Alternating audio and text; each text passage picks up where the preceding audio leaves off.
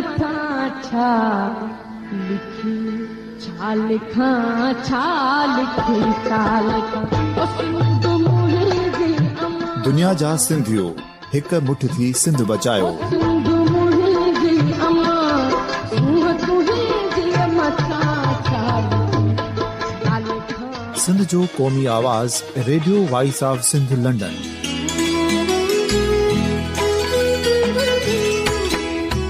Radio voice of Sindh London पंहिंजी नशरियात में सिंध जी सियासत, समाज, इक़्तिसादियात, तारीख़, क़ौमी उमंगुनि ऐं अख़लाक़ियात मुतलिक़ सिंध जी हक़ीक़ी तर्जुमानी कंदे प्रोग्रामनि खे असराइतो बणाइण लाइ सिंध जे घण घुरनि ऐं धरतीअ सां प्यार कंदड़ अदीबनि, दानिशवरनि, सहाफ़ियुनि, उस्तादनि, वकीलनि ऐं हर तबिके जे मानवारनि सजणनि खे सिंध में शऊरी इनकलाब लाइ सहकार जो सॾु ॾियूं था। अचो त गॾिजी सूफ़ियुनि ऐं संतनि वारी सिंध जो ओज हिक मुठ थी वरी वापसि आणण वारे सफ़र जा साथारी बणिजूं।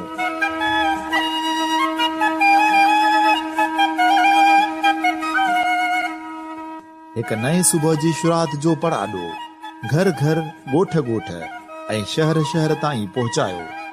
शाल सिंध आबाद ऐं ख़ुशहाल थिए, सिंधी माण्हू सुखियो ऐं सताबो थिए।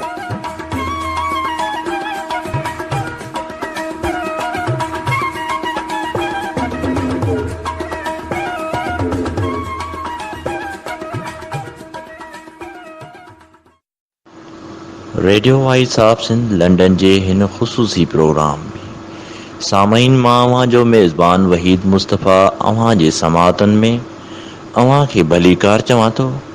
सामईन, अॼु मां सिंध लैंग्वेज हथाड़ी हैदराबाद में मौजूदु आहियां, जिते सिंध जे सीनियर सहाफ़ी, सिंधी ॿोलीअ जे शाइर, अदब, लेखक डॉक्टर क़ुर्बान झत्याल जी 6वीं वरसीअ जो प्रोग्राम, जेको डॉक्टर क़ुर्बान झत्याल यादगार कमेटी सिंध अदबी शाख ॿोलहड़ी, कोटड़ी ऐं हैदराबाद पारां मुनक़द कयो वियो आहे। उन प्रोग्राम खे खणी अव्हां जे समातन ताईं पहुता आहियां। हिन तक़रीब में ख़िताब कंदड़ महिमान ख़ासि सिंध यूनिवर्सिटी जे प्रोफेसर सैयद कलंदर शाह लॻियारी ऐं दीदार शाम जी सदारत हेठि थियो, जंहिंमें इमदाद झत्याल, समाजी सोशल वर्कर, पुनल सारियो ऐं दादू फुलजी खां आयल शाइर लतीफ़ जी शाइरीअ सां भेटा पेश कई वई। अचो त सामईन, हिन प्रोग्राम जी समूरी कार्रवाई तव्हां जे समातन ताईं रखूं था। प्रोग्राम जी शुरूआत खां पहिरीं मां साजिद सिंधी खे गुज़ारिश कंदुसि त अची लतीफ़ जी वाई पेश कयूं। साजिद सिंधी।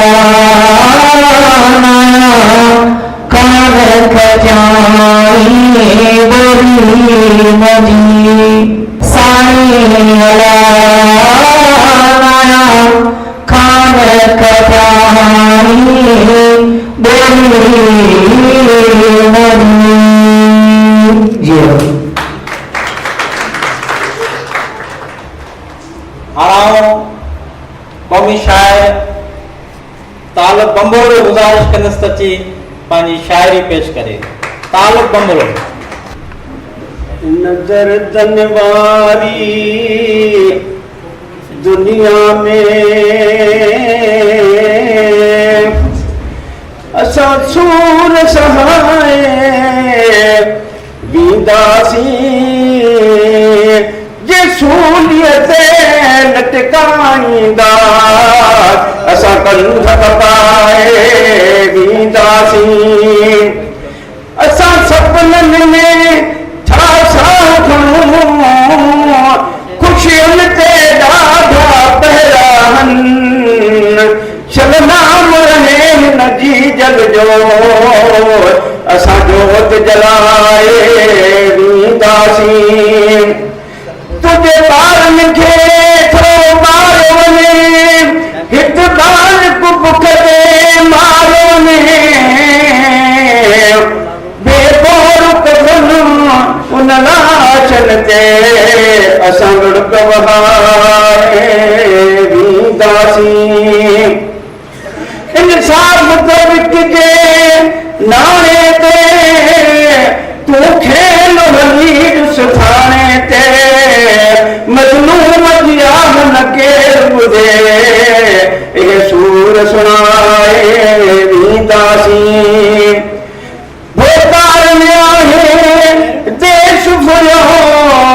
नाहे अॼु ताईं जन पेट भरियो ऐवान में वेही कूड़नि तन रूह रुलाए वींदासीं हिकिड़ो कलम ऐं हिकिड़ो मां देश जे दर्दनि ते शान खान अधेरी नगरीअ में प्यारा असांजी हुन भाए वींदासीं मां सिधो किनारे गीत लिखां मिठड़नि ॿारनि जो मीत लिखां बंबराई इश्क जी बाज़ी आहे असां पाण मल्हाए वींदासीं बंबराई इश्क जी बाज़ी आहे असां पाण मल्हाए वींदासीं। महिरबानी। जा जा हुई जेरी विरची न वेठी जा जा हुई जेरी विरची न वेठी वनी भूमि पेठी सारींदे खे सजणे। हाणे गुज़ारिश कंदुसि प्रोफेसर मदद अली जतियाल खे त जीअं असां मुखातिब थिए। मदद अली जतियाल साहब। साईं मुंहिंजा अॼु जो प्रोग्राम जंहिं शख़्सियत जे हवाले सां मल्हायो पियो वञे उहो त एॾो नालो हुयो जतियाल क़ौम जो हिन सिंध जो जंहिंजो बयानु करणु ॾाढो मुश्किल आहे पर थोरनि लफ़्ज़नि में मां कोशिशि कंदुसि बयानु कयां। थोरा माण्हू हूंदा आहिनि अहिड़ो वारो त वॼाए वेंदा आहिनि जिन खे विसारणु वस जी ॻाल्हि न हूंदी आहे। डॉक्टर क़ुर्बान जतियाल बि उन्हनि माण्हुनि में शुमार थिए थो जिन खे दिलि नथी चए त विसारिजे। डॉक्टर साहब जो जनम हिकु इंजड़े ॻोठड़े में थिए थो किथां हुन शुरूआति कई केतिरी हुन महिनत कई कहिड़े उहिदे ते हू पहुतो ऐं केतिरी जफ़ाकशी कई। यकीनन उन लाइ डॉक्टर साहब वॾी जाखोड़ कई हूंदी ऐं जाखोड़ करण खां पोइ उन मंज़िल ते माण्हू पहुचे थो। मूं जिथे जिथे बि जतियाल जे हवाले सां पंहिंजो तारीफ़ करायो आहे अॼु बि कंहिं हंधि वेठो हुउसि मां गंज बश पब्लिशर वटि उते बि हिकिड़ो दोस्त आयो साईं तारीफ़ थियो ते जतियाल जे डॉक्टर क़ुर्बान जतियाल। यकीन कयो पूरी सिंध हिंद डॉक्टर क़ुर्बान जतियाल खे सुञाणींदी हुई। डॉक्टर क़ुर्बान जतियाल में खोड़ सारियूं ख़ूबियूं हुयूं। हू पेशे जे लिहाज़ खां पैगंबरी पेशे सां मुंसलिक हुयो। उन खां पोइ अदीब साफ़ी सोशल वर्कर सभु हुन में ख़ूबियूं हुयूं ऐं एतिरियूं ख़ूबियूं तमामु थोरनि माण्हुनि में हूंदियूं आहिनि। डॉक्टर साहब जे लाइफ जे हवाले सां जे वठिजे थो त असांजी क़ौम सिंध में अटे में लूण जे बराबरि आहे। डॉक्टर साहब पंहिंजी महिनत सां पंहिंजी क़ौम जो एतिरो त नालो रोशन कयो जो हू मानी मिसल थी। डॉक्टर साहब जी जेका इहा रोशनी आहे इहा जतियाल क़ौम लाइ हिकु सरमायो आहे ऐं जतियाल क़ौम उनजी एहसानमंद आहे। जेसि ताईं ज़िंदगी आहे डॉक्टर साहब खे न विसारिबो। डॉक्टर साहब बि असांखे रोशनास करायो।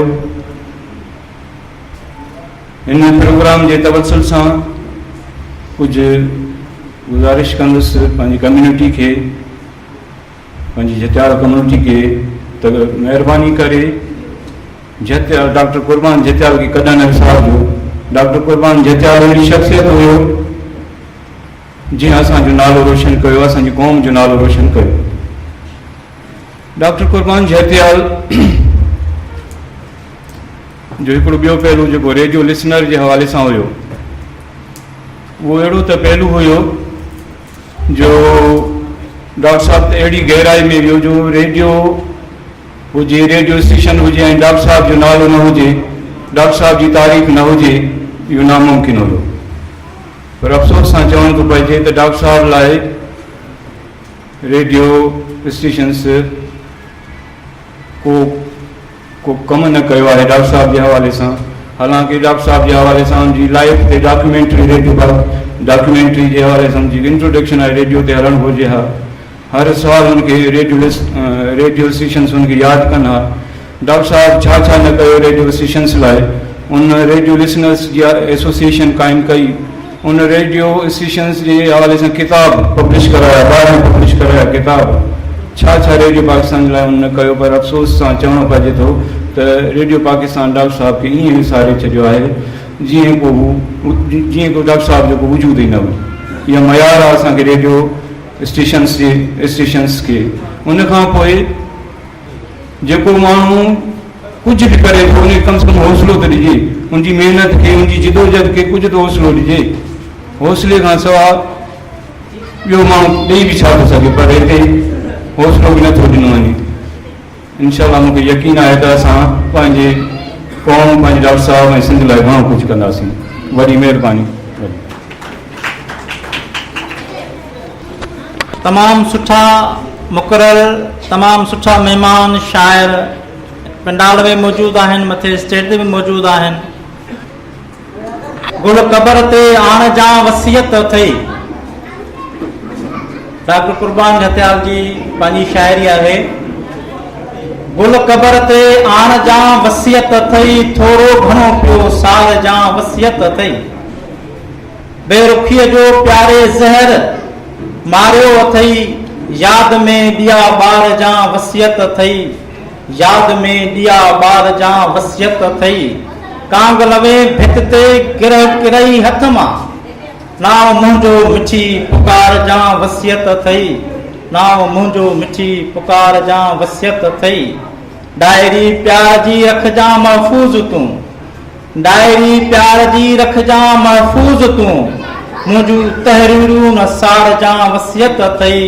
मुंहिंजूं तहरीरूं नसार जा वसियत अथई। अचे ॾींहुं जॾहिं बि मुंहिंजे जनम जो, करे यादि ॾोक ॿ टे हार जा वसियत अथई। रूह तुंहिंजे में शामिल रहंदो रूह कुर्बान जो, रूह तुंहिंजे में शामिल रहंदो रूह कुर्बान जो। इहा ॻाल्हि कॾहिं न विसार जा वसियत अथई। इहा ॻाल्हि कॾहिं न विसार जा वसियत अथई। हाणे तरनम में शाइरी पेश करण लाइ अली दोस्त लाखो खे गुज़ारिश कंदुसि अची तव्हांखे तरनम में पंहिंजी शाइरी ॿुधाए। अली दोस्त लाखो लाइ ताड़ियूं। बिस्मिल्लाहिर्रहमानिर्रहीम। आयल दोस्तनि खे अस्सलाम वालेकुम। अर्ज़ नज़म हिकिड़ो अव्हांजे नज़र करणु चाहींदुसि। लिखियो मूं बि आहे नज़म आशिकीअ में, लिखियो मूं बि आहे नज़म आशिकीअ में, लिखियो मूं बि आहे नज़म आशिकीअ में। मिली वियो जो हिकिड़ो सनम आशिकीअ में, लिखियो मूं बि आहे नज़म आशिकीअ में। मिली वियो जो हिकिड़ो सनम आशिकीअ में। लिखियो मूं बि आहे नज़म आशिकीअ में मिली वियो जो हिकिड़ो सनम आशिकीअ में जुदाई उन्हीअ सां त करणी बि नाहे जुदाई उन्हीअ सां त करणी बि नाहे खयो जो पको मूं कसम आशिकीअ में जुदाई उन्हीअ सां त करणी बि नाहे खयो जो पको मूं कसम आशिकीअ में लिखियो मूं बि हिकिड़ो नज़म आशिकीअ में मिली पियो जो हिकिड़ो सनम आशिकीअ में हुयो दर्द दिल में ख़त्म थियो बराबरि दुखनि में त शामिल सनम थियो बराबरि हुयो दर्द दिल में ख़त्म थियो बराबरि दुखनि में त शामिल सनम थियो बराबरि मां थोरो उन जो न लाहियां त ॻायां मां थोरो उन जो न लाहियां त ॻायां कयो कंहिं त आहे करम आशिकीअ में कयो कंहिं त आहे करम आशिकीअ में अर्ज़ा त सजण खे त कॾहिं सताइणु न घुरिजे सजण खे त कॾहिं सताइणु न घुरिजे वखर कुर्ब वारो विञाइणु न घुरिजे सजण खे त कॾहिं सताइणु न घुरिजे वखर कुर्ब वारो विञाइणु न घुरिजे चयो चाह वारे त चाहत मां मूंखे चयो चाह वारे त चाहत मां मूंखे विझण की न घुरिजे वहम आशिकीअ में चयो चाह वारे त चाहत मां मूंखे विझण की न घुरिजे वहम आशिकीअ में लिखियो मूं बि आहे नज़म आशिकीअ में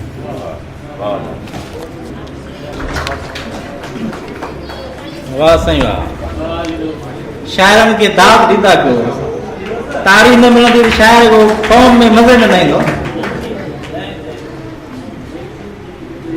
सपना अखियुनि मां उॾरी विया आहिनि सपना अखियुनि मां उॾरी विया आहिनि जज़्बा उधमा उकिरी विया आहिनि दिल जो शहर उदास आहे क़ुर्बान दिल जो शहर उदास आहे क़ुर्बान सोचूं सुख सभु विखिरी विया आहिनि सोचूं सुख सभु विखिरी विया आहिनि हाणे जंहिं शख़्सियत खे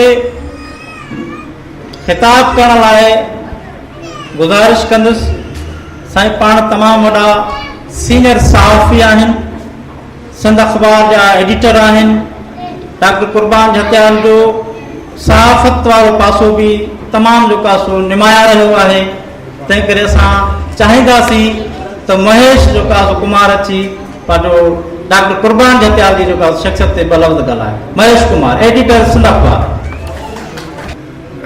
मां तव्हांखे हिकिड़ी वज़ाहत कयां हिकिड़ी ॻाल्हि ॿुधायां डॉक्टर क़ुर्बान सां मां ज़िंदगी में मिलियो कोन्हुमि पर मुंहिंजो डॉक्टर क़ुर्बान कलमी दोस्त हुयो ॿारनि जो सुफ़ो निकिरंदो रोज़ाना आफ़्ताब में ॿारनि जी महफ़िल हुन में डॉक्टर बि क़ुर्बान बि लिखंदो असां बि लिखंदा हुआसीं के लतीफ़ा के शेर के कहाणियूं के टोटका त ईअं उन में हिकिड़ो कालम हूंदो कलमी दोस्ती जो भई गुलफुल में वेंदो पोइ इन रस्ते असांजी डॉक्टर सां हिकिड़ी दोस्ती थी जेका साल हली पोइ वरी पर आख़िर ताईं डॉक्टर सां गुज़ारियो असां मिलियासीं कोन पर वरी जॾहिं ईअं ज़िक्र थींदो कोई दादू जा मुंहिंजी वरी शादी बि दादू मां थी वरी जेको आहे पोइ जॾहिं कंहिं बि दादू जे दोस्त सां ज़िक्र थींदो बाबा दादू में जेको आहे फुलजी जे पासे डॉक्टर खे सुञाणियो पोइ चए हा मुंहिंजो त माइट हुयो पोइ चए मुंहिंजो सौट हुयो दीदार शाम सां ईअं वास्तो थियो यार असांजी जतियाल हिकिड़ो हूंदो डॉक्टर क़ुर्बान जतियाल त चवंदा इहो त मुंहिंजो माइट हुयो वरी असांजो दोस्त सिंध यूनिवर्सिटी में दोस्त जेको आहे आबिद जतियाल सां ईअं कचहरी थी दोस्ती थी वई बाबा आबिद सां असांजो हिकिड़ो पुराणो दोस्त हूंदो हेॾे भुलिजी चाहे कीअं उहो त मुंहिंजो सौट हुयो पर ईअं डॉक्टर पंहिंजे माना अदबी हवाले सां ॾाढो मुतहरिक हिकिड़ी शख़्सियत हुयो माना उहो ईअं न हुयो त अॻिते पर इहो नंढपण खां माना ॿारनि जी जेका हुनजी जेका नंढी उमिरि हुई उन खां ई हू हिकिड़ो मुतहरिक किरदारु हुयो अदबी लेवल ते हुयो पोइ वरी सहाफ़ती लेवल ते बि हू हिकिड़ो मुतहरिक किरदारु थियो ऐं हू हुन में जीअं हिन में लिखियलु आहे सहाफ़ी बि हुयो शाइर बि हुयो लेखक बि हुयो हुन में हिकिड़ी मल्टीपुल जेको आहे हिकिड़ी क्वालिटी हुयूं ऐं जेको आहे मूंखे हिकिड़ो ॾुखु रहिजी वियो त जेको आहे हुन सां मुलाक़ात न थी सघी पर सिंध जो हिकिड़ो अहिड़ो किरदारु हुयो जेके हमेशह माण्हू यादि करे सघे कंदासीं तव्हां सभिनी जी महिरबानी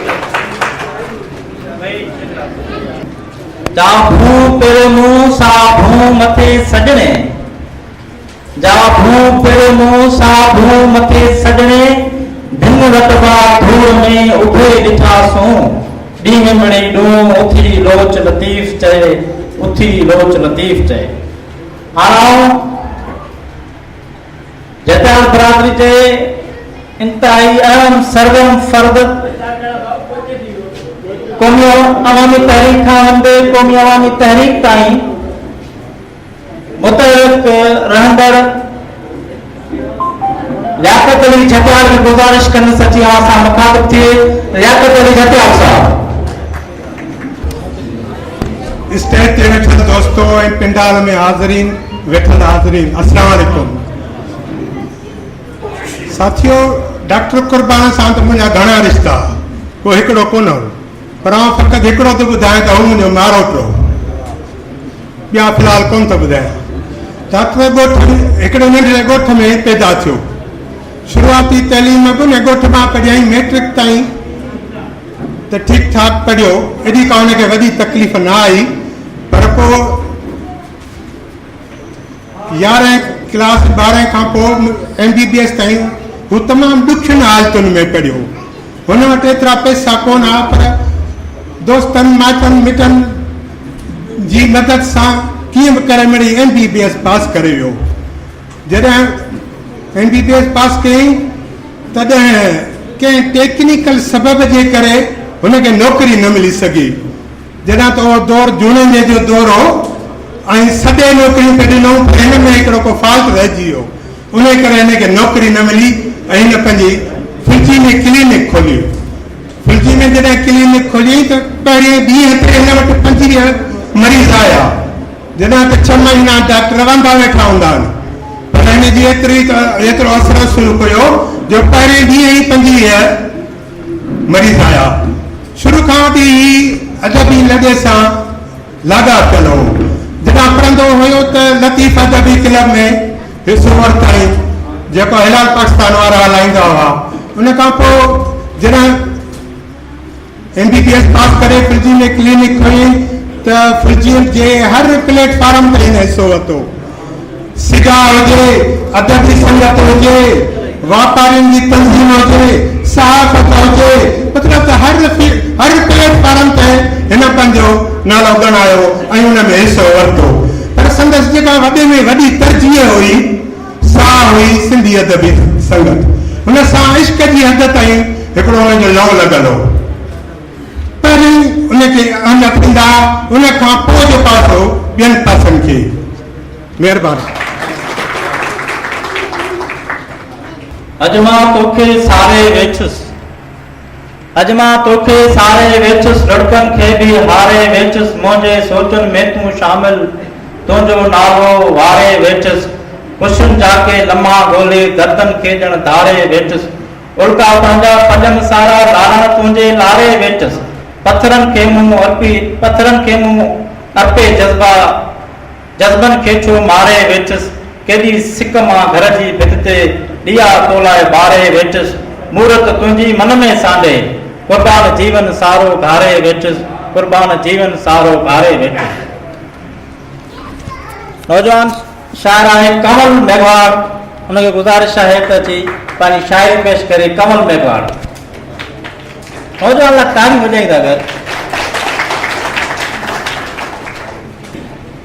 महिरबानी हुआ स्टेज ते वेठो हाल में वेठो सिंधी गारो हक़ मौजूद नज़र नज़र अञा तो सा प्यारा जाना, अञा तो सा प्यारा जाना, अञा तुझी बचारा जाना, तुझू आंचल उगारूं जाना, घूरन घटाऊं निहारूं जाना, नूर अफरोजी जलवा तुझा, हार सिंगार तजरा तुझा, दीद दरिया मां तुझियूं झातियूं ईअं लॻियूं ॼण मूंखे काटियूं, विसरियो नाहे दीदारा जाना, अञा बि तोसां प्यारा जाना, अञा बि तुंहिंजी बचारा जाना, मत कुमार नैन माना तुंहिंजूं मुल्कूं तुंहिंजा माना, मत कुमार नैन माना तुंहिंजूं मुल्कूं तुंहिंजा माना, नाज़ुक नाज़ुक हथड़ा तुंहिंजा, मलमल जहिड़ा कपड़ा तुंहिंजा, नाज़ुक नाज़ुक हथड़ा तुंहिंजा, मलमल जहिड़ा कपड़ा तुंहिंजा,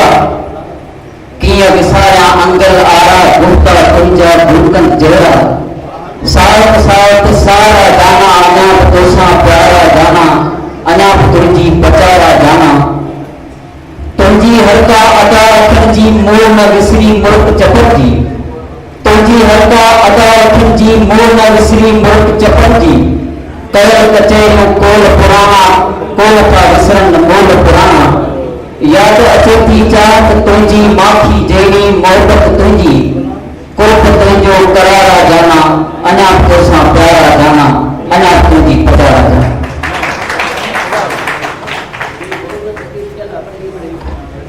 महिरबानी नौजवान।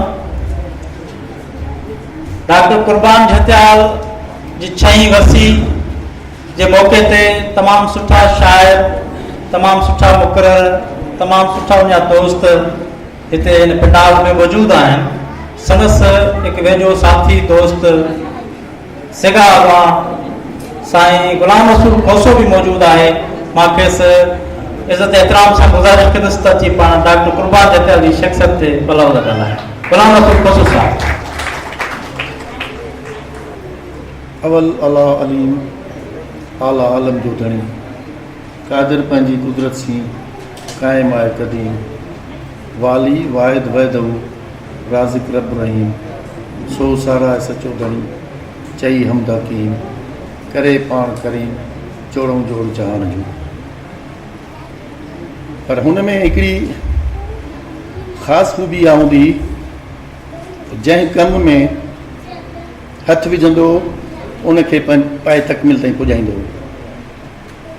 राति ॾींहुं करे हुन में हू उहो कमु कंदो हो, महिनत कंदो हो।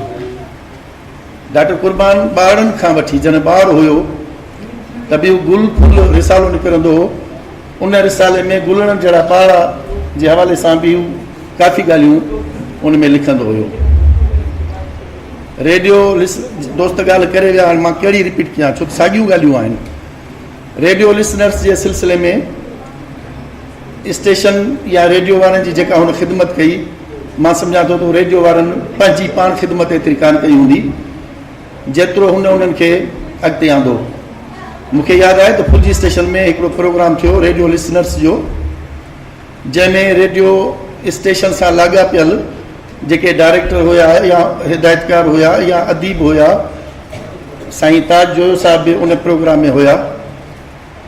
उन में उन्हनि एॾो पिंडाल भरियल हुयो जो परे परे खां सिंध खां कई आयल माण्हू आया ऐं उन्हनि में हिकिड़ो अंधो माण्हू बि आयो जेको जोही खां आयो हो। जॾहिं असांखे ख़बर पई थी अंधो मूं हुन खां पुछियो अंधे खां त बाबा न डॉक्टर कुर्बान खे तो ॾिठो आहे, न तुंहिंजी उन सां का संगत आहे, न हिते तूं फुल्जी में जेकॾहिं आयो बि आहीं ऐं पिंडाल में वेठो आहीं त डॉक्टर खे त कोन थो ॾिसी, कहिड़ो जज़्बो हो, कहिड़ी ॻाल्हि आहे जेका तोखे हिते खणी आई आहे। हुन ॿुधायो दादा हिन सां रेडियो लिसनर्स जेके रेडियो ते फरमाइशूं मोकिलींदासीं, ख़त मोकिलींदासीं या पंहिंजी दिलि जी ॻाल्हि मोकिलींदासीं, उन लिस्ट में हिन असांखे शामिलु कयो, उन माला में असांखे शामिलु कयो, उन तस्बीह जे मणियनि वांगुरु असांखे उन पोयो। जॾहिं उन असांखे पाण सां ॻंढियो आहे ऐं अॼु असां उते आया आहियूं, मां भली नथो ॾिसां पर जो आवाज़ त कननि सां ॿुधां थो। जेके अदीब दोस्त वॾा आया आहिनि उन्हनि जो आवाज़ मां कननि सां ॿुधंदुसि। इहा ई मुंहिंजे लाइ ईद आहे, इहा ई मूंखे ख़ुशी आहे जो मां हिन प्रोग्राम में आयो आहियां। डॉक्टर साहिब सिगा जो बुनियाद फुल्जी स्टेशन में जॾहिं असां खोलियो त पहिरियों बुनियादी मेंबर लियाकत जतियाल मां ऐं डॉक्टर कुर्बान वारा हुआसीं, जेका तनज़ीम अॼु बि हले पई ऐं रोशन तारा स्कूल मुख़्तलिफ़ प्रोग्राम में उहो हिसो वठनि पिया। डॉक्टर साहिब जो जेको बि जंहिं फील्ड में कमु कयो आहे, जेको ॾीओ ॿारियो आहे, उहो ॾीओ हींअर ताईं उजाणो कोन्हे। छाकाणि सहाफ़ी फुल्जीअ में हिकिड़ो अज़ीम खोखर हूंदो हो, उन खां पोइ शुरूआति थी सहाफ़त जी फुल्जीअ में, जंहिंमें डॉक्टर कुर्बान झतियाल प्रेस क्लब बि जो वजूद बि विझरायो ऐं सहाफ़त बि कई, अदबी संगत बि ठाही, सिगा जे प्लेटफॉर्म तां कमु बि कयो, डॉक्टरी जे पेशे सां बि सिंसियर हुयो, ख़िदमत कंदो हो। पर जेतिरो हुनजो ध्यानु ॿियनि प्रोग्रामनि में हुयो एतिरो हुनजो डॉक्टरी जे हिसाब सां घटि हुयो। पर हुन जी निंड हुनखे कान ईंदी हू एॾो त जज़्बाती हूंदो जो कॾहिं कॾहिं सन्हियूं सन्हियूं ॻाल्हियूं ते रोई बि पवंदो एॾो हिसास माण्हू हुयो सिगार जी इलेक्शन में मूंखे यादि आहे त हुनजे पंहिंजे ॻोठ जे हिकिड़ो दोस्त किन उसूलनि तहत थींदो आहे हुनखे वोट कोन ॾिनो त हू पंहिंजी मदर जी क़बर ते वञी रुनो त मूंखे हिन वोट कोन ॾिनो आहे माना इन मां अंदाज़ो लॻायो तूं केतिरो हिसास माण्हू हुयो केॾो जज़्बाती हुयो तमामु घणो हिसास माण्हू हूंदो हुयो ॻाल्हियूं त सभु दोस्त वेठा आहिनि टाइम बि थोरो आहे करण लाइ त दिलि चवे थी त दिलि खोले कयूं छो त असांजे नंढे लाइ जूं ॻाल्हियूं तमामु घणियूं आहिनि रांदि बि खेॾंदा हुआसीं दादू केनाल में वेंजंदा बि हुआसीं इहे तमामु बचपन जूं ॻाल्हियूं आहिनि हींअर बि असां खां कोन हू विसरियो आहे ऐं जेसि ताईं ज़िंदगी सिसीअ में साह तूं कोन विसरंदो छो त असां जूं रातियूं ॾींहं काॾे वेंदा हुआसीं मुसाफ़िरी में किथे प्रोग्रामनि में त गॾु हूंदा हुआसीं उहे जेके हुन जूं ख़ूबियूं असां खां कोन थियूं विसरनि हींअर बि हू असांजे तसवर में आहिनि ऐं पाण बि असांजे तसवर में आहे ज़िंदा आहे हीअ जेके अदीब आहिनि जेके जिन जा किरदार आहिनि जिन जा किरदार वॾा आहिनि ज़िंदा आहिनि उहे मुआ कोन्हनि के उहे अॼु बि ज़िंदा आहिनि छाकाणि खोड़ अहिड़ा नाला आहिनि जेके हिन दुनिया में हलिया विया आहिनि पर हुनजो किरदारु जेकॾहिं ज़िंदा आहे त हू बि ज़िंदा ॾिसण में खणी न अचे पर हुनजो जेको अमल ऐं किरदारु आहे उहो असांखे मशले राह आहे उहो अॻियां हलाए थो शाहाब लतीफ़ जो हिकिड़ो बेत आहे घणा त जहिड़नि लाइ बि चवंदा आहिनि आशिकी में बि चवंदा आहिनि मुहबत में बि चवंदा आहिनि जेको जहिड़े रुख सां हुनखे छिके पर मां हिन अंदाज़ सां उनखे शेर खे पेश कंदुसि के ओॾाई ॾूर के ॾूर ॿियोॾा सुपरी के चढ़नि न चित ते के विसरनि न मूर हिकिड़ा दोस्त भली गॾु हुजनि पर उहे वेझा कोन हूंदा आहिनि हिकिड़ा परे हूंदा आहिनि पर लॻंदो आहे त असां सां गॾु आहिनि किन खे तव्हां यादि कयो त यादि ई न थींदा आहिनि किन खे तव्हां विसारियो त उहे विसरंदा ई न आहिनि जीअं मेंह कुंडीअ पूर तीअं दोस्त वारा को दिलि सी त असां सां डॉक्टर कुर्बान जतियाल बि मेंह कुंडीअ जे पूर वांगुरु हुनजो वराको असांजी दिलि सां आहे दिलि सां गंढियल आहे उहो ज़िंदगी भर असां खां कोन विसरंदो मां इहे लफ़्ज़ चई पंहिंजी जाइ वठंदुसि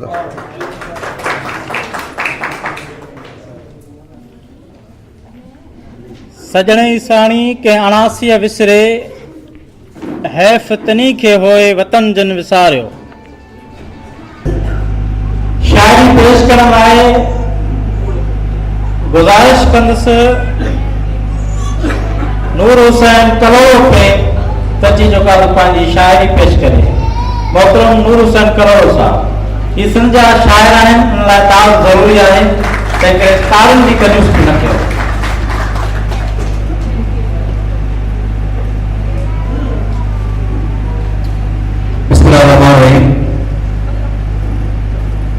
शाह साहब जो शेर आहे जे मोह जा रूह वञे साजन विसरी त कर लॻे नूर पर बादी थी मरा शायरी ऐसे सां स्टेज ते पहुतो आहे स्टेज ते दोस्त महिमान ऐं हेठि वेठल दोस्तनि खे अस्सलाम वालेकुम स्टेज जे दोस्त सां बराकर मां ज़रूरु ॻाल्हाईंदुसि मुंहिंजा के पल डॉक्टर कुर्बान जतियाल साहब गुज़रिया मुंहिंजो तमामु प्यारो दोस्त हुयो आउं 1993 में फौज माता शाह अदबी संगत सिंधी अदबी संगत शाह जो सेक्रेटरी हुयुसि हिकु दफ़े मिलाया बि चयईं त अगरि तव्हां वॾनि वॾनि अदीबनि सां शामिल थियल आहियो छा तव्हां नौजवान दोस्त सां का शाम न मल्हाईंदव ऐं पोइ ॾाढो एहसासु थियो हू पहिरां जीअं दोस्त ॻाल्हाया तमामु सियासत जो माण्हू हुयो तमामु विसार माण्हू हुयो ऐं गणतंत्र जी सियासत जो माण्हू हुयो अदीब हुयो शाइर हुयो कचहरी जो गोलो हुयो मोर मुड़ुसु हुयो ऐं काबुल माण्हू हुयो डॉक्टरी पेशे सां वाबस्ता हुयो तमामु ॻोल्हियूं खूबियूं हुयूं मुंहिंजो सभु तव्हां सां ज़रूरु ध्यानु कराईंदासीं। ऐं जॾहिं डॉक्टर कुर्बानी जतिया साहिब सां असां रिहाइण जो प्रोग्राम थियो त असांजा कुझु दोस्त जंहिंखे तव्हां चयोसि त शायदि अॼु पिंड में ॾाढो नाराज़ थिया त तूं डॉक्टर कुर्बानी ॾिठो चाहे जो उन खां अहिड़ो प्रोग्राम थो करी। उहो तमामु बहितरीन हिकिड़ो असांजो दोस्त आहे, शाइर आहे, अदीब आहे, सोशल वर्कर आहे, किसो घणो असांखे मदरसा में शानदार बयान चएसि जीअं साईं अहमद खान मदूश, सफ़े सिंधी, आसिम नाथन शाही, नस्तर नाथन शाही, चूंड सिंध जा माण्हू आया ऐं डॉक्टर कुर्बान जतियाला जी शख़्सियत रोशनी ॾिनी। मूं वटि अञा ताईं साईं जा प्रोग्राम जा जेके फोटो ऐं कुझु मवाद साईं जा ख़त उहे अञा ताईं मौजूदु आहिनि। ऐं हींअर किताब अचे मुंहिंजो ख़तम जो उन में डॉक्टर कुर्बान जतिया जा जेके लिखियल ख़त आहिनि उहे मां शाया करायां पियो। इहो मुंहिंजे लाइ मतिलबु इहो ज़रूरी थी वियो त इन स्टेज जे हिकिड़ी हवाले सां आउं तव्हांखे शइ ॿुधाईंदो हलां। मैं बंसर आने वाले बाल का शायरी हो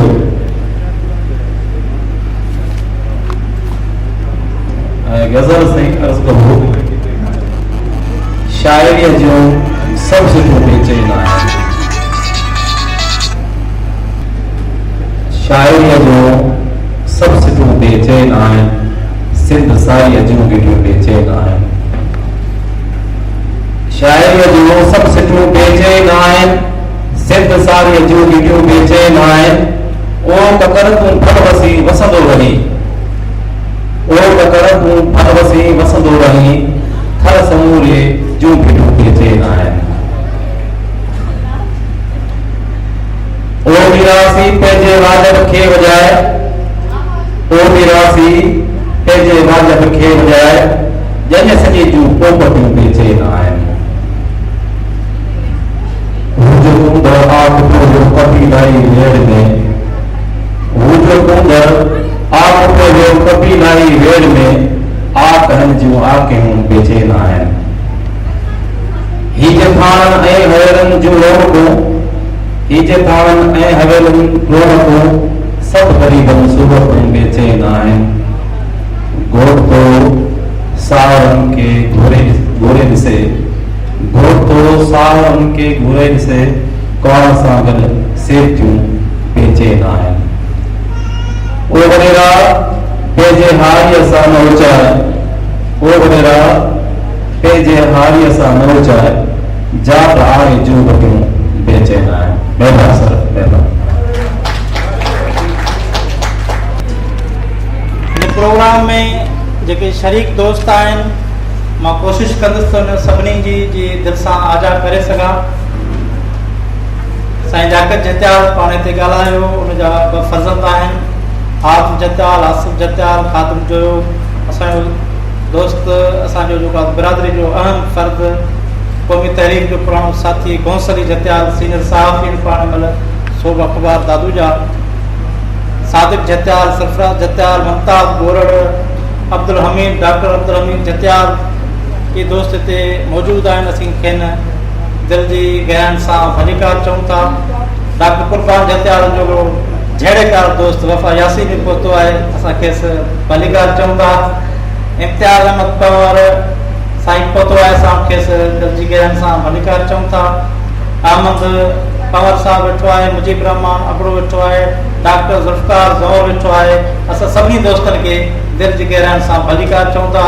मुनवर जतियाल वेठो आहे, सभिनी दोस्तनि खे असां भलीकार चऊं था।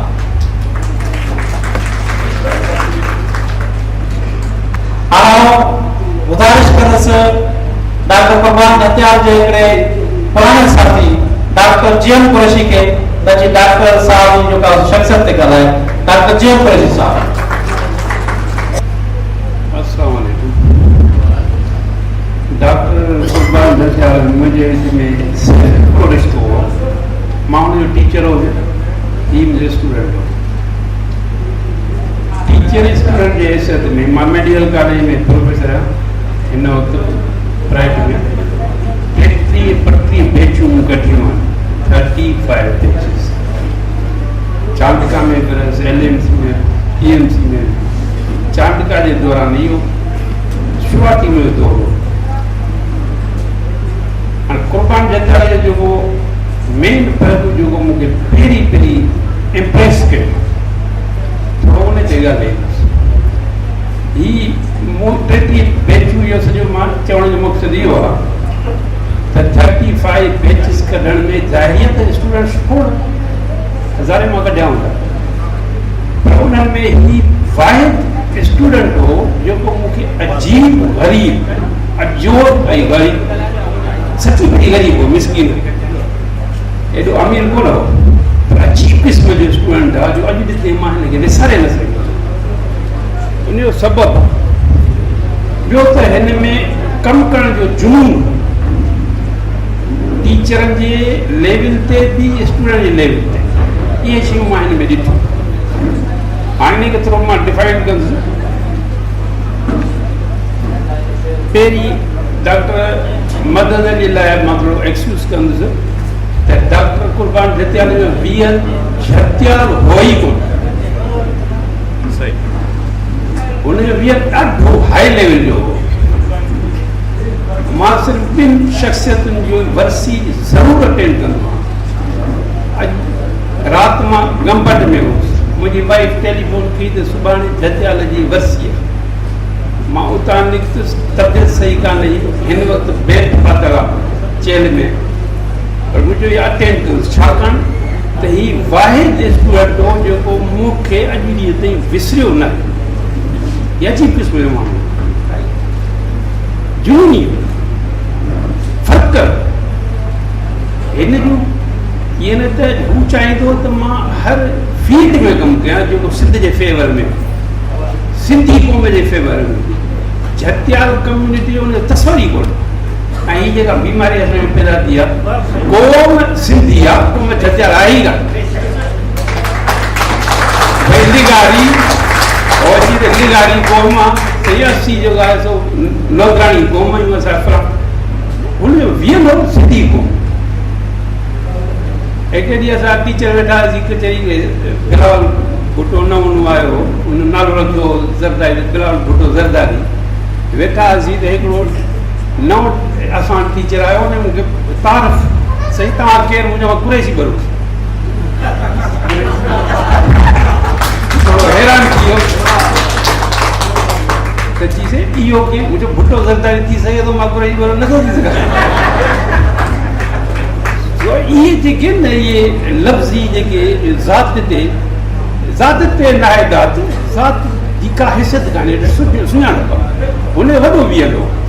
हाणे पहिरीं ॻाल्हि त हू अजीब स्टूडेंट छो जो मां अॼु हिते विसारे सघियो आहियां। हीउ त मुंहिंजो स्टूडेंट हो, पर पछाड़ी ॾींहं असां तमामु बेस्ट फ्रेंड थी ज़िंदगी गुज़ारी, घणो टर्म्स, फैमिली टर्म्स। माना ही वाहिद स्टूडेंट हो जो मुंहिंजी फैमिली खानदान में घिड़ी आहे। Due to only work of the Sindhi language, सिर्फ इन्हें करे माना जुनून ई हाणे थियो ईअं त जॾहिं मां सांगड़ में हुउसि त डॉक्टर सुलेमान शोख मूंखे थोरो इंफॉर्मेशन कई, इंडिकेशन ॾिनी त भई सांगड़ में सिका जी ब्रांच खोलणी आहे, होरनि जो इलाइक़ो, हिते असां कमु कोन कयो आहे, करिणो आहे। डॉक्टर फागचंद हूंदो, गॾिजी असां उते सिका जी ऑफिस खोली। डॉक्टर सुलेमान शेख घुरायोसीं, मां हितां सोशल वर्क में इंटर थियुसि। पोइ त सिका में सखर कन्वोकेशन करे किथे इहे हलंदे हलंदे जॾहिं मां सांगड़ मां पहिरीं जॉइनिंग मुंहिंजी उते ई कुझु वक़्तु रहियसि, मूंखे मज़ो न आयो, मां उतां शिफ्ट थी वियुसि चांडका में। राज वटि कान्हे, रहंदो हॉस्टल में दोस्तनि वटि, जेके पुराणा उन्हनि जी मरफ़त डॉक्टर जी हॉस्टल, स्टूडेंट जी हॉस्टल में डॉक्टर जी मानी खाईंदो हुउसि स्टूडेंट हॉस्टल में। हाणे थियो ईअं त उन ते मां लिखंदो हुउसि हिलाल पाकिस्तान राइटर हुउसि। उन वक़्तु में मुंहिंजे सरदार कुरैशी टीचर हो, फ़कीर लाशारी, ऐं शेख सदी जूं ध्यात्मिक कालम ईंदो हो त असांजी मीटिंगूं थींदियूं हुयूं जेसि ताईं यादि थो अचे त हिलाल पाकिस्तान मथे हूंदी हेठि होटल हूंदी त होटल ते असां कचहरियूं कंदासीं। मां हुननि खे एडवाइस कई त भई पोइ साइंस सिंधी में साइंस लिटरेचर को शाइर त कोन साइंस लिटरेचर कोन को सुठो कोन्हे त शुरू में मां ये साइंस जा मेडिकल साइंस ते कालम लिखणु शुरू कया। हिकिड़ो या ॿ लिखिया मुंहिंजी बदली थी वई चांड खां मां मानी पियो खां मेस में त हिन चीज आहे त स्टूडेंट त लॻी कोन थो कुर्बान जतिया जी मुंहिंजे बसा वेही रहियो चईसीं तव्हां पंहिंजी तारीफ़ कराईंदो मुंहिंजो ग़ुलाम जद डॉक्टर ग़ुलाम जद यकदमि उथी भागर पाती जी तव्हांजो जेको आहे साइंस में लिखंदा आहियो छा? मां दिलि में चयो त चांड ॻाल्हि किथे कराची किथे सागर मां लिखियो आहे हिकिड़ो बकाल मस माना ही साइंस पढ़ंदो हीउ रुगो साहबी कोन हो लेखक कोन हो हुनजो वियन एॾो हो त हुनजो मक़सदु इहो हो त साइंस में सिंधी लैंग्वेज में साइंस अचे। हाणे हितां हिन जी शुरूआति थी वेंदी दोस्तीअ जी पोइ त रोज़ु घर अचे शाम जो मां जॾहिं जॻह वॻह वरिती चई किताब लिखो साइंस जा मेडिकल साइंस में डिक्शनरी लिखो मेडिकल साइंस जी अचो त वेहो त हिकिड़ो प्रोग्राम कयो। माना हिन खे हिकिड़ो जुनून हूंदो त सिंधी लैंग्वेज में रुगो साफ़ न रुगो तव्हांजो शाइरी न अदब न सिगा न रेडियो प्रोग्राम न पर साइंस जो बि अचणु लाज़मी आहे। मूं में अहिड़ो हिन हिकिड़ो बिज छटे छॾियो जो मां असां कमु करणु शुरू कयो 2 ॼणा गॾिजी ऐं सची पुछो त जी तई मां शर्म्स आहियां त डॉक्टर जेको कुर्बान जतिया जेको वियल हो जुनून उहो मां न करे सघंदुसि ऐं कॾहिं कॾहिं मां जॾहिं बि यूनिवर्सिटी अटेंड कंदो आहियां मूंखे उहा ॻाल्हि यादि ईंदी आहे।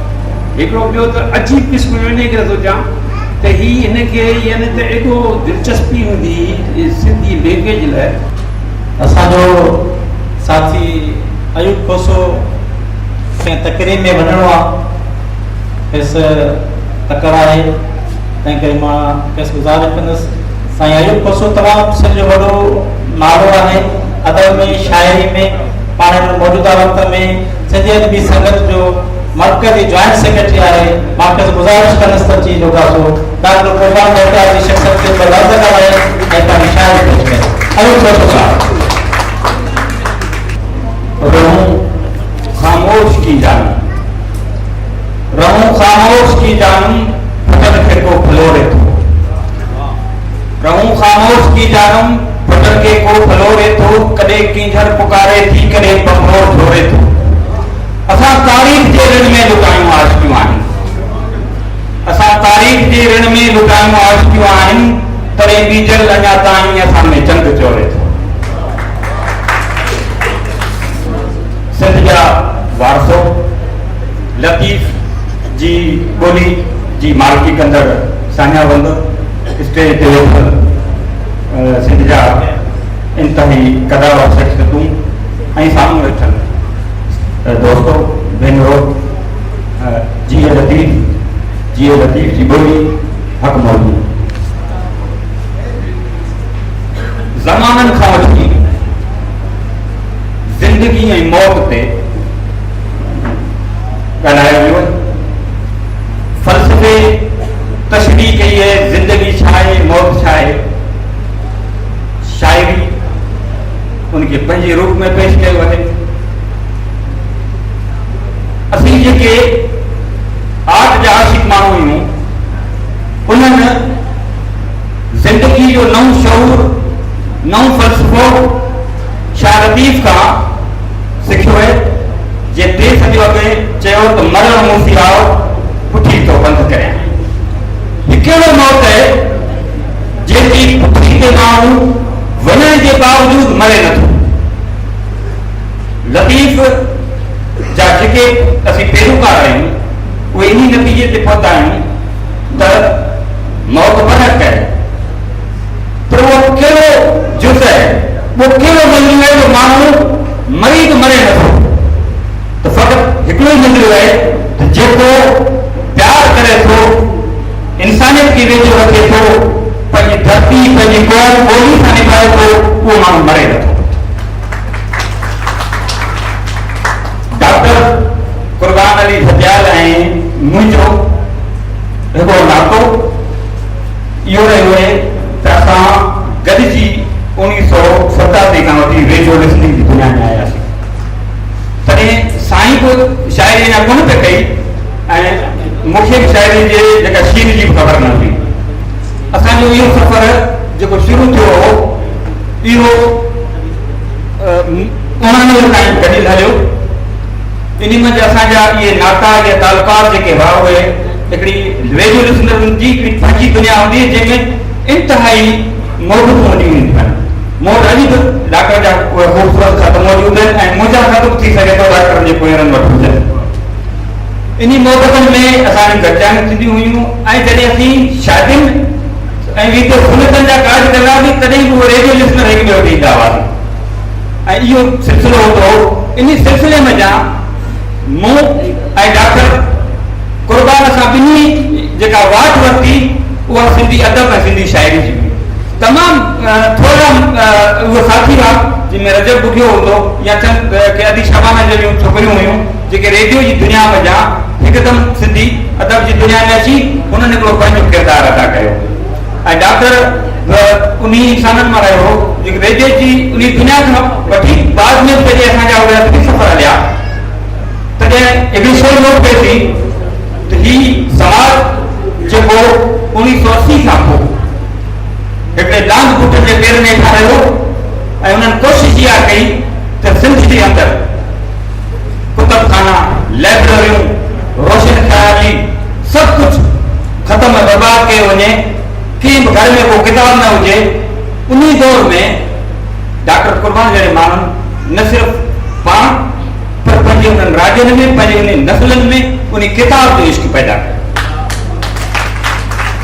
ही उहो दिलबर इंसान हो जंहिं रुजत परस्ती जी रोक जे लाइ पंहिंजे उन जंहिं हद ताईं हुनजूं हदूं हुयूं जिते जिते हुनजा तालुकात हुआ उते हुन इल्म जी ॻाल्हि कई ऐं हुनजी उहा जेका शाइरी मौजूदु आहे उनखे तव्हां पढ़ी ॾिसंदा त उन में हिकिड़ी सिट रुजत परस्ती जी न आहे। इहो हिकु रोशन ख़्याल ऐं ज़िंदा दिल इंसान जो पोरियो आहे त पाण जेका सवेल ॻाल्हि कई थी त जेके माण्हू ज़िंदा रहनि था त डॉक्टर कुर्बान बि उन ज़िंदगी जो सबूत आहे जो अॼु असीं हिते मौजूदु आहियूं हुनखे यादि पिया करियूं ऐं इहो सफ़र जेको आहे इनशाला हू असां सभिनी खे ईअं महसूसु थींदो रहंदो त हू असां में मौजूदु आहे। जंहिं स्टेज ते असीं रहियासीं त हीअ हस्ती असांखे ज़रूरु यादि ईंदी उन हवाले सां वेंदी त हुन पंहिंजी धरती लाइ पंहिंजी ॿोली लाइ 4 विथूं अॻिते खयूं आहिनि। हू वेठो न हो हुनजी पूरी ज़िंदगी हिकिड़ी जदोजहद में गुज़री इल्म सां अदब सां ऐं नए नस्ल खे शौक़ ॾियण जे हवाले सां। त मां सभिनी दोस्तनि खे थोराए थो आहियां त अवां हिकिड़े कदावर ऐं इंतिहाई प्यारे इंसान खे यादि कयो आहे ऐं सबूत ॾिनो आहे त अवां हुनखे विसारियो न।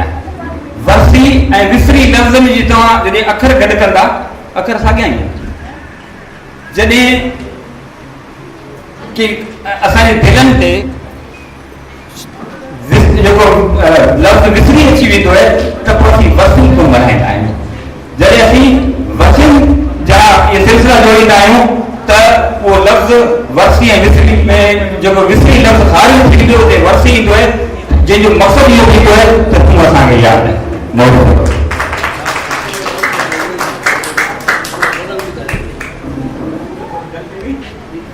महिरबानी आयुब साईं। माल ॾाढो थी थारे ॻोठ में माल ॾाढो थी थारे ॻोठ में छेवा फूट पई चारे ॻोठ में हुस्न जी हिकु मलक खे हिकु मलका खे त ॾिसो ॾींहं ॾुखा ॾुखिया थी धारे ॻोठ में लोहम जो दरो बि आहे सिंध में ही रसो आहे क़ाइम प्यारे ॻोठ में तहमत ॾेई मारी वई जा रात में फूल जो हुल मतो आहे सारे ॻोठ में हिकु नई कुआर सड़े बार ते गैस किथे आहे छेड़ा थी बारे ॻोठ में धरती सारो ते साओ को बाम पर दिल केद रहे थी ॼमारे ॻोठ में दिल केद रहे थी ॼमारे ॻोठ में। डॉक्टर कुर्बान जतियाल जो दिलबर दोस्त पाण सखर खां हिते पहुता आहिनि। अकबर भयो, गुलाम अकबर भयो। मां खेसि गुज़ारिश कंदुसि त पाण मथे स्टेज ते अचनि ऐं डॉक्टर कुर्बान जतियाल जी शख़्सियत ते ॻाल्हाइनि। गुलाम अकबर भयो। मां हुन जूं कहिड़ियूं यादूं तव्हांजे साम्हूं बयानु कयां। 43 सालनि जो अरसो आहे। इहा असांजी दोस्ती आहे, इहा असांजी भाइपी आहे। 1 जनवरी 1983 ते हुन जी शादीअ जो काज कयोसीं। कलो को ॾींहुं आहे, हुनजे हथनि ते मेहंदी लाथीसीं। अॼु असांजे नाहे जीउ जुड़े थो कुर्बान खे यादि करे। कुर्बान जहिड़ा पुट माउ सल ॼणे, हुन केतिरा ई गिदरा मुठि में खयां। इंसान दोस्तीअ जा, ख़ुदा तरसीअ जा, भलाईअ जा, नेकीअ जा, पाण पतोड़नि जा, शाइरी कयईं, जुमा क्लिनिक हलायईं। मूंखे यादि आहे 1 मई 1984 ते असां नंढड़ी टेबल और नंढड़ी खट खणी ऐं भाऊअ खे असां हुते इफ़्तिताह करे क्लिनिक खोलीसीं, रिज़वान जतियाल क्लिनिक, फुलजी स्टेशन। बहरहाल तमामु मोतबर, मुअज़्ज़िज़ ऐं शरीफ़ इंसान हो। हुनजी केतिरी नेकी कजे उहा थोरी आहे। अॼु बि असांजे जीअ में, अंदर में अञा ताईं ज़िंदा रहे थो ऐं इंशाअल्लाह क़यामत ताईं ज़िंदा रहंदो।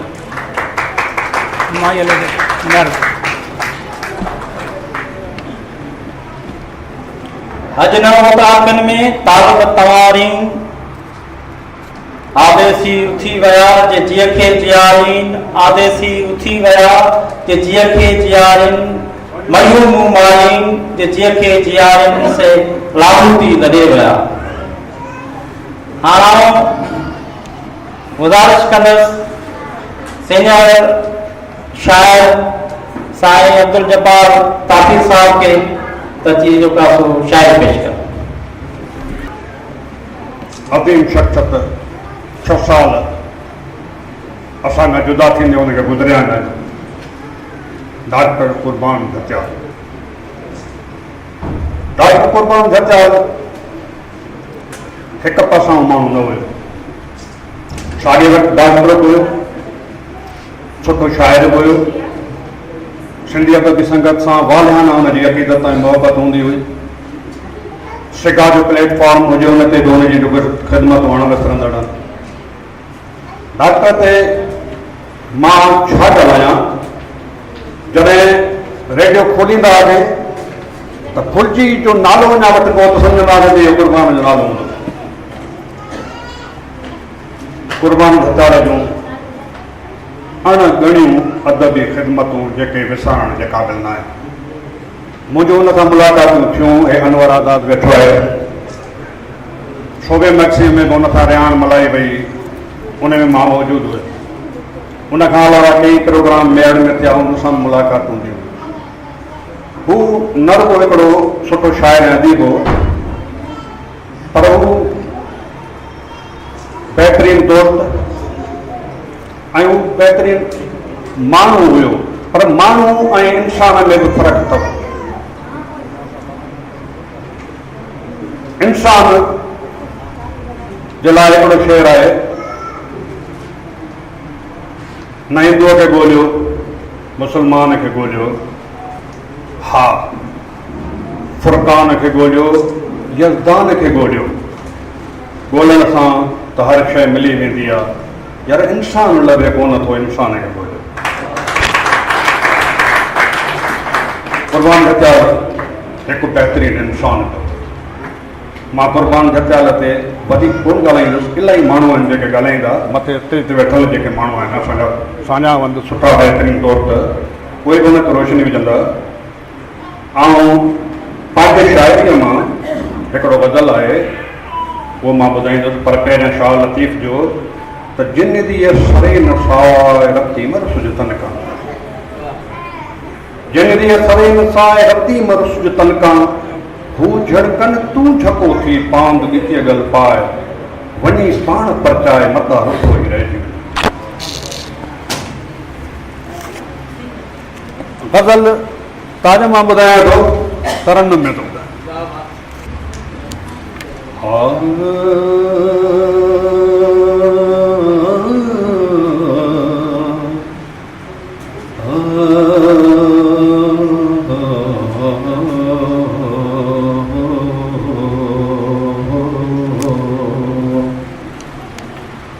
मूंखे पंहिंजे नंढपण वारो ज़मानो यादि स्कूल में पढ़ियल क़ौमी तरानो यादि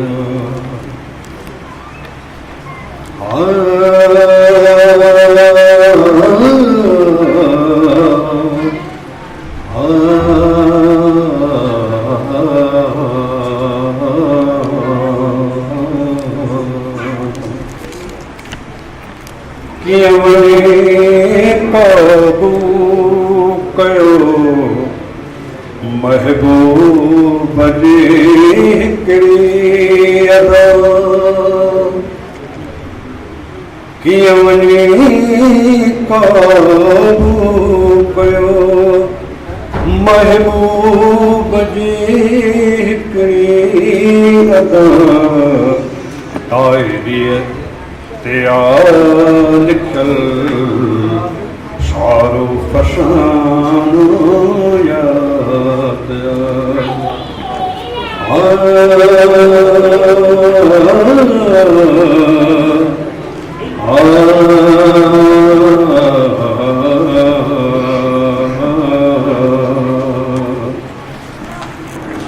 रात जे पोए पहर वेंदो रहसे हुन वटि रात जे पोए पहर वेंदो रहसे हुन वटि घर जे भार तुन सां कबो पियो बहानो यादि सभिनी जो ख़्यालु थी वियो मानी ॾांहुं केॾा ॿुधण वारो यार आहे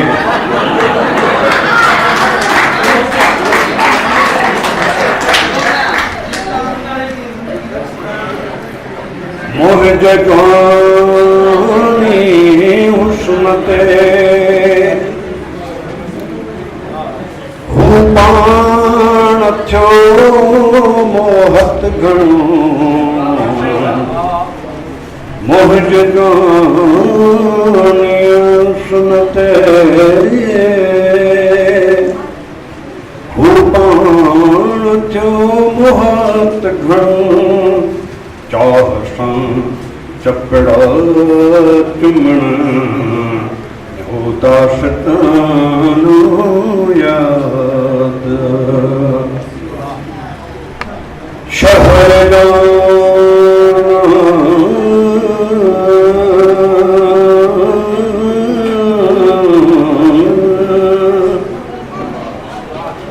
शहर जाना पियो छॾे ऐं पोइ कयाई अलविदा पोइ त लुटिजी वियो ख़ुशियुनि जो हो खज़ानो यादि मूंखे पंहिंजे नंढपण वारो ज़मानो यादि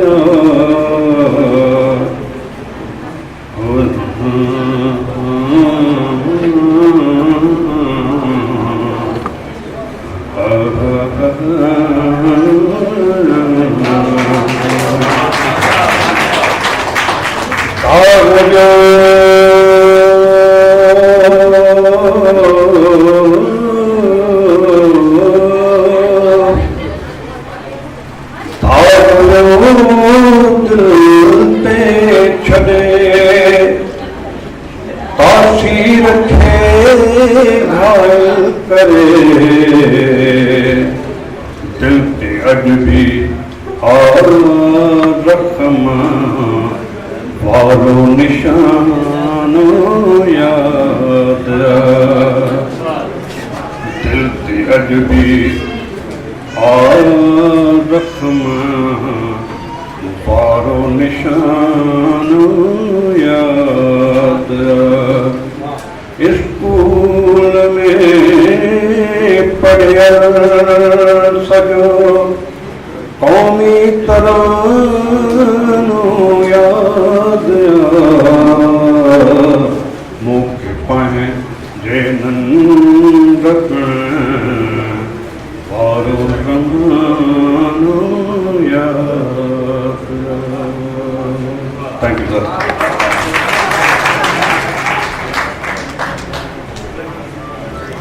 वाह साईं तमामु सुठो हथ जे ध्यानु कोन साईं तव्हां ॾियो न ताड़ियूं वॼियूं ज़बरदस्त ध्यानु हुयो। मौलाबख्श मोहब्बती ते घुमे फिरे पियो ॾिठो आहे। मौलाबख्श मोहब्बती खे गुज़ारिश आहे त पंहिंजी अची शाइरी ॿुधाइनि। इन खां पहिरीं मां सीनियर सहाफ़ी बॉस जटियाल खे गुज़ारिश कंदुसि त पाण मथे स्टेज ते अची विया आहिनि। कौंसल ई जटियाल मौलाबख्श मोहम्मदी जी शाइरी ॿुधायो। गुलशन उजड़न पोपट सुलकन गुलशन उजड़न पोपट सुलकन रंग उधारा वठजन तन खां गुलशन उजड़न पोपट सुलकन रंग उधारा वठजन तन खां रंग उन्हनि जा महकन महकन रंग उन्हनि जा महकन महकन गुलशन उजड़न पोपट सुलकन पोपट भटकन पोपट छाकन पोपट भटकन पोपट छाकन रंग नयारा वठजन तन खां गुलशन उजड़न पोपट सुलकन रंग उधारा वठजन तन खां। महिरबानी।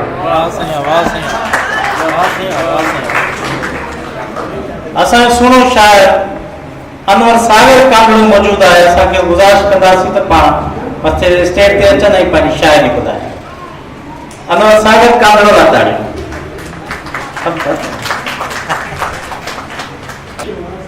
नज़म पेश कयां थो। उनवान आहे भगत कबीर।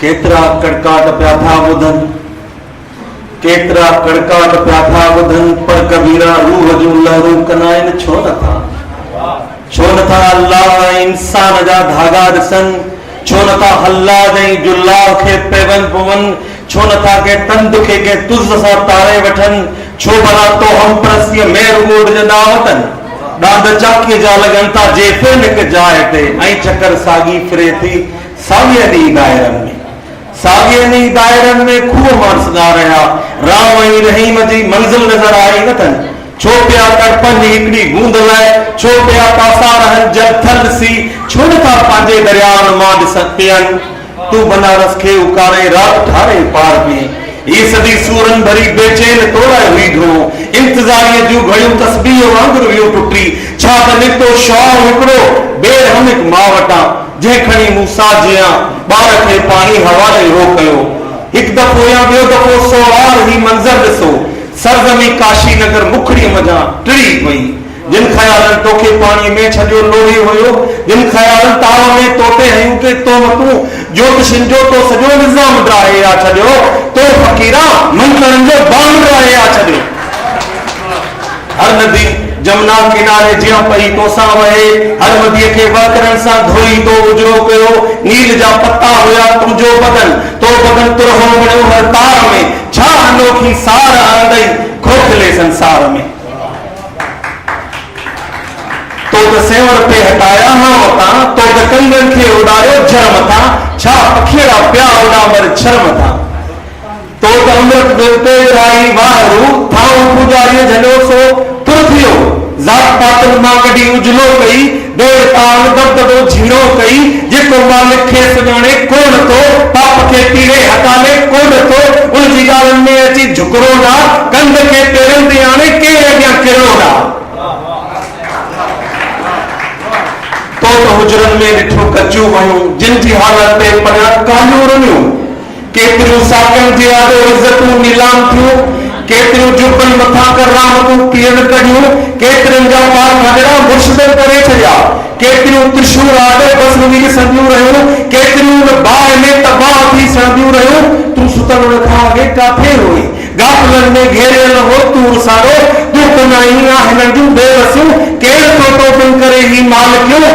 खेर सां खालिक अॻियां ज़िक्र रखी, हर वॾे अन्याय सां टकर रखी, तो बावन जी ॾिठी बावन गिरी, हर अंधे जे हाम खे सॼो कई। जे ख़ुदा नाहे त को हुजणु खपे, को बि दहरियो थो चवे सोचणु खपे। चांदनीअ जो पुलसराती रूप थो मारे विझे, केरु जो राति जे वारनि मां मारे थो मशल, केरु तो शरीर सारे लोक मां शोला कढे, केरु तो हुजूम मां ओथर कढी थरबर बसे, केरु बाज़ीगर जियां दाव थो खटे वञे, केरु कुदरती समूरी रांदि खेॾे थो पियो, केरु तो से काइनात गंढ मां खोले रखे, केरु तो से काइनात गंढ मां खोले रखे। ताकिया खुदा रहिया करतार साम्हूं वियो अची, दिल बजे पर अकुल मो बहलो करे ॾिसंदो रहियो।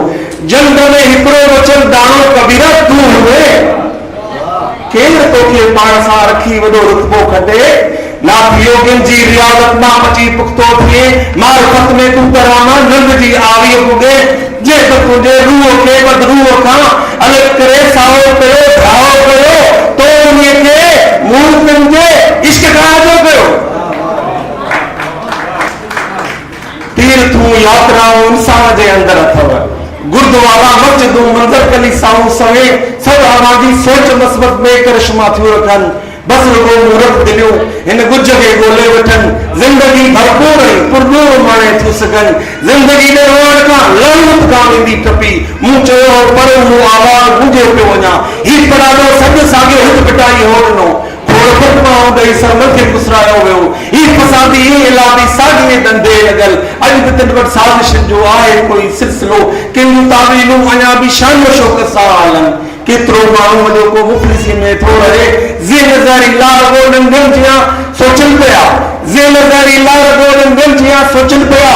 रत जो दरिया साॻियो समुंड में तब्दील थियो, साॻियो सखर अञा ई लाड़काणो पिया सड़नि, साॻियो मंज़िलगाह जो माहौल जोदो थो रहे। पर अख़बारूं अञा उन कोस में शामिल थियूं ऐं कलमकारनि अञा नाहे छॾियो न चीख खे, ऐं मुसवर थाजट न ॾाढ जी मकरू शिकिल। अॼु ॾिसो था को बि लोधीअ खे सुञाणे कोन थो, कंहिं बि पंडित वाइदे जो नाम ज़ाहिर कोन थियो। ओ असांजे रूह खे दर नुआईंदड़ कवि ऐं फ़क़ीरीअ जी सदा खे ॻाईंदड़ सुहिणा कवि, जे कननि ते दोहा तुंहिंजा थाज न पइजी वञनि, धुन सां धक वधाए ऐं घुराए थी छॾे। सर्ग तुंहिंजे ॻोठ में देहांतनि खे थी मिले, सर्ग तुंहिंजे ॻोठ में जन्नत, सर्ग तुंहिंजे ॻोठ में देहांतनि खे थी मिले। तूं मिले शहर आहे जीअं उहो अबाम सारो रोम सारो पाणा ई पटिजी वञे, तो कढियो जनता खे उन्हीअ खड़े वॼा, तो कढियो जनता खे उन्हीअ खड़े वॼा, तो कटू लाहे अंदरि उजड़ा कया, तो चयो ॻोल्हे मथां सुम्ही पऊं, मां मुगल मां थो वञा विस्तार में, पोइ ॾिसूं था नर्क काथे सर्ग काथे थियूं मिलनि। हीउ सॼो संसार सुखियो थी वञे ऐं उन्हीअ में छा ज़माना के ज़माना पाण था पैदा करियो, पाण था पैदा करियो।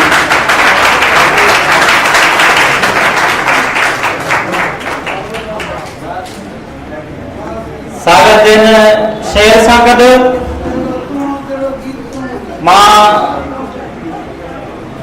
डॉक्टर कुर्बान जतिया जे फर्ज़ंद डॉक्टर रिज़वान जतिया खे गुज़ारिश कंदुसि त अची आउं सां मुखातिब थिए। डॉक्टर रिज़वान जतिया।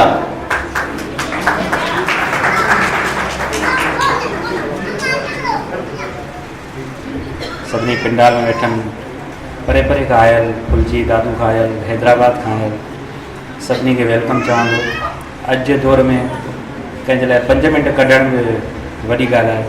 तव्हांखे लख शाबसूं आहिनि, लख सलाम आहिनि जो तव्हां पंहिंजी मसरूफ़ तरीन ज़िंदगी मां असां लाइ 5 मिंट कुझु टाइम कढी आया, तव्हांजी वॾी महिरबानी।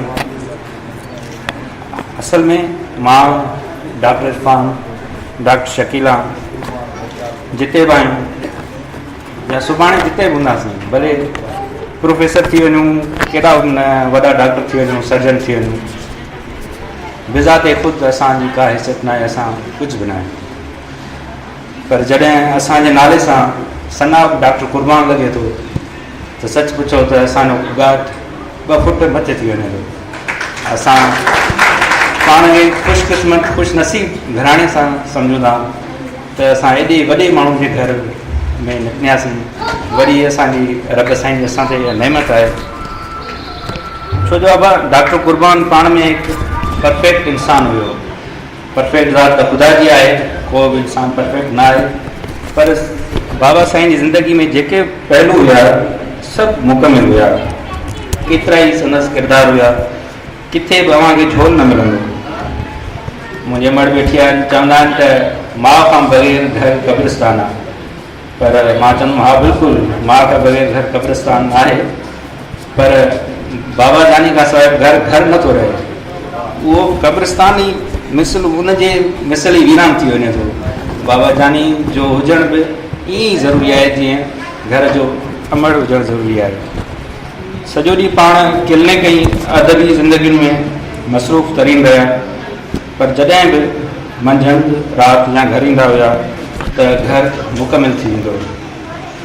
हर ॿार खे खीकारे सॼे प्यारु कंदा हुआ, संदसि अंगल बर्दाश्त कंदा हुआ, भले केतिरी थकावट हुजे। कॾहिं बि संदसि जे चहिरे ते असां कावड़ न ॾिठी। हमेशह मुस्कुराईंदे टहक ॾींदे असां संदसि खे ॾिठो।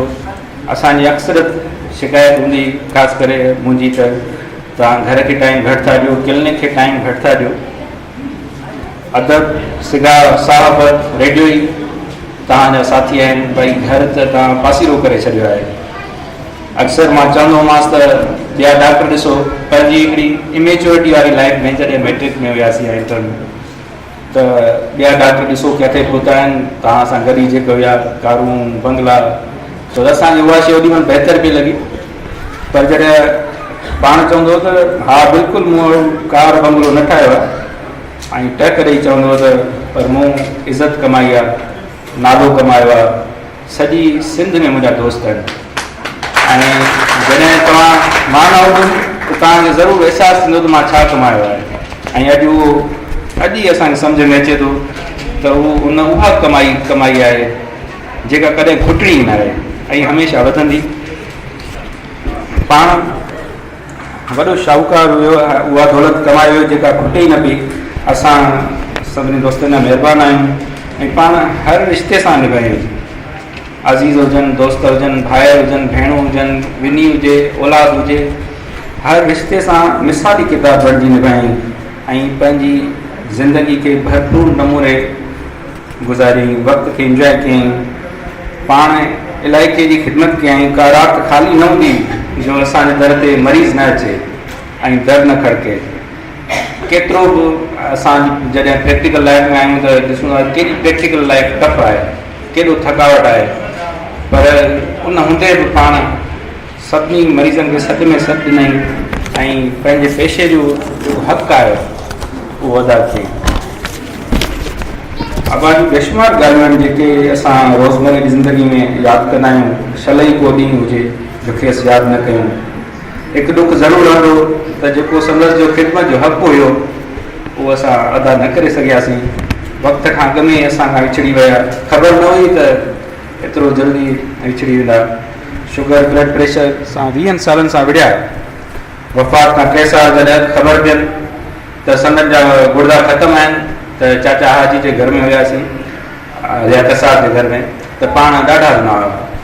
लियाकत साहब वेठो आहे त तमामु घणो रुना, पंहिंजे लाइ न, असांजे लाइ, पंहिंजी ज़िंदगी लाइ न। मौत खां उन ख़ौफ़ न हो, पर असां लाइ रुना बि। यार मुंहिंजे औलाद रिज़वान इरफान कख भञी पीणो न कयो आहे, अञा हिन जी ज़िंदगी पई आहे, अञा हिन जूं स्टडीज़ रहियूं पियूं आहिनि।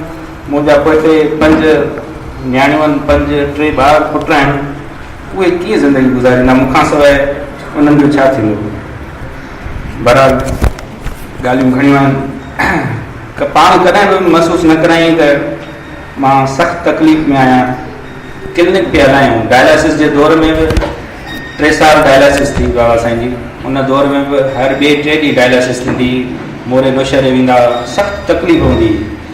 पर उन दौरान बि ऊन्हारे में पुंजी में क्लिनिक पिया हलायूं।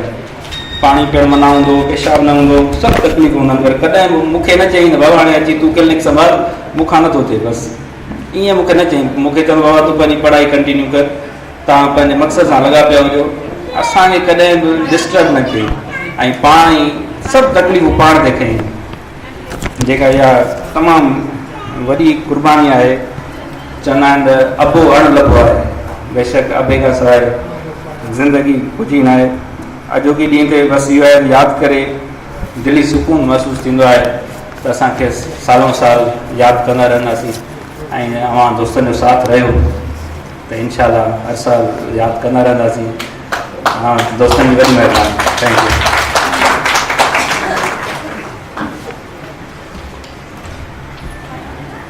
डॉक्टर कुर्बान जत्या जी तकरीब में इलाही बल खोसो ख़ालिद नारे जो संदसि दोस्त गुलाम अकबर भयो सां गॾु इकरार हुसैन, ख़ालिद अकबर भयो, खादिम जो कुतुब जत्याल, ॿिया दोस्त मौजूदु आहिनि जिन खे असीं भलीकार चऊं था। हाणे शाइरी पेश करण लाइ फुलजी खां आयल वफ़ा यासीन आराय खे गुज़ारिश कंदुसि अची पंहिंजी शाइरी पेश करे।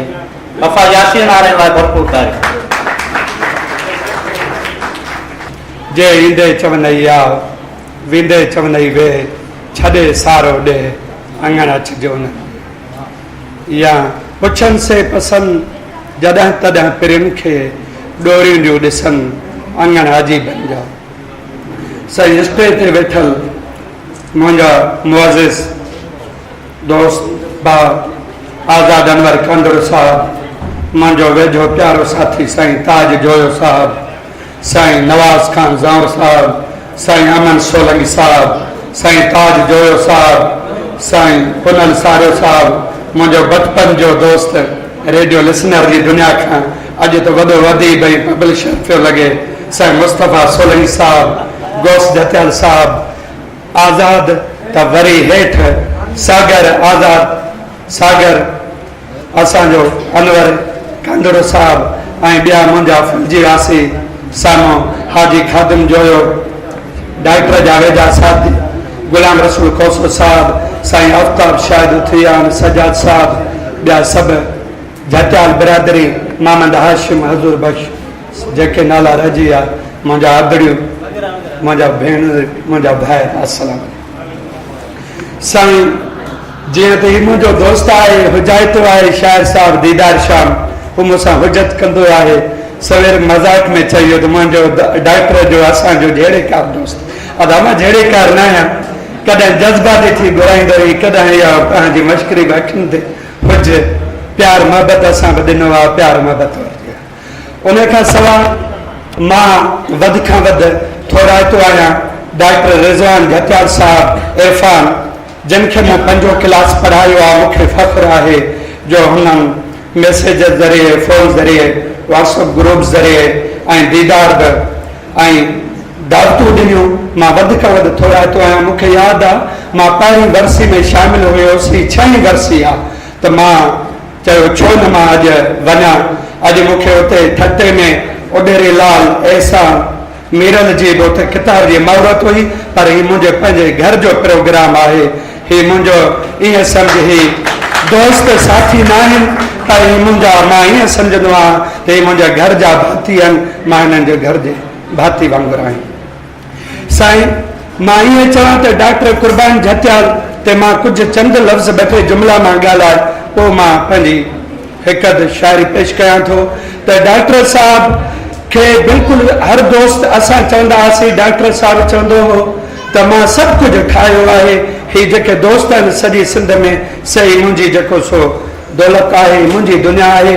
छा मुंहिंजे लाइ इहो सही न आहे त मां पंहिंजी ज़िंदगी में 3 जेको सो डॉक्टर रिज़वान, अदी शकीला ऐं इरफान डॉक्टर कया आहिनि, ऐं असांजे फुलजी में वाहिद माण्हू आहे, वाहिद शख़्सियत आहे जंहिं एतिरा 3 ॿार डॉक्टर कया। सा वॾी ॻाल्हि आहे।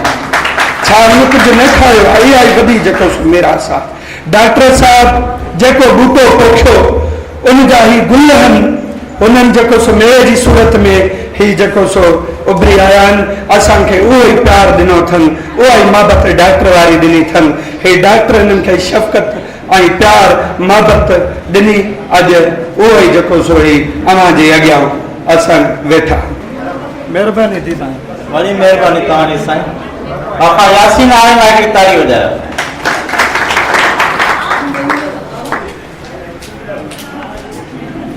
डॉक्टर कुर्बान जट्टा जी 6वीं वरसी में दादू मोहम्मद खां डॉक्टर आबिद पहर पोतान असांखे भलीकार चऊं था। हिन तकरीब में गुलाम बशीर हालो, जमील हालो, नदीम हालो मौजूदु आहिनि, असां उन्हनि खे बि भलीकार चऊं था। मौलाई सलेमान हालो बि मौजूदु आहे, नौजवान शाइर। मूंखे गुज़ारिश कंदुसि पाण शाइरी लाइ जेका सो मथे स्टेज ते अचे। मौलाई सलेमान हालो। साम्हूं स्टेज ते वेठल मान वारा साईं, सभिनी दोस्तनि खे अस्सलाम वालेकुम या अली मद। मां अहिड़ो को वॾो शाइर जो न आहियां जो खणी मां पंहिंजी वॾी शाइरी बयानु कयां। हिकिड़ो साईं अदना शाइर आहियां। शुरूआत आहे, जेके लफ़्ज़ आहिनि साईं। इश्क तुंहिंजे जी पेरनि में सादत घुरां थो, इश्क तुंहिंजे पेरनि में सादत घुरां थो, देख धरतीअ वांगुरु चाहे इबादत घुरां थो, इश्क तुंहिंजे पेरनि में सादत घुरां थो, कंध कातीअ आॾो झुकाए मां सिरड़ो निवाए, कंध कातीअ आॾो झुकाए मां सिरड़ो निवाए, दर तुंहिंजे ते पुसण जी इजाज़त घुरां थो, दर तुंहिंजे ते पुसण जी इजाज़त घुरां थो, इश्क तुंहिंजे पेरनि में सादत घुरां थो, ॻोल्हाऊं कई तुंहिंजी किताबनि ज़ेरुनि ज़बरुनि में, ॻोल्हाऊं तुंहिंजी कई किताबनि ज़ेरुनि ज़बरुनि में, छॾियो कहिड़े सबब तो मां वदात घुरां थो, इश्क तुंहिंजे पेरनि में सादत घुरां थो, जग अंदर तो रौलाक बणायो मूंखे फ़क़ीरा, जग अंदर तो रौलाक बणायो मूंखे फ़क़ीरा, मदद तुंहिंजे जी तोखां मां वदात घुरां थो,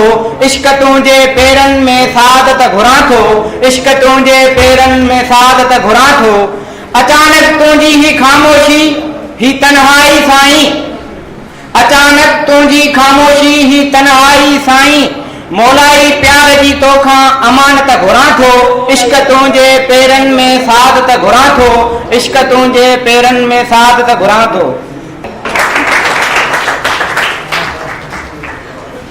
मौलाई सलेमान जी पंहिंजी शाइरी ज़बरदस्त हुई। बाक़ी जे हलीम बाक़ी शाइरी ॿुधिया घणी पियासीं।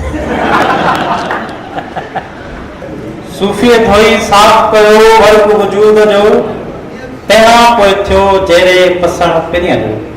हाणे गुज़ारिश कंदुसि सीनियर सहाफ़ी गौस बश जतियाल खे त चयूं असां मुखातिब ते गौस अली जतियाल।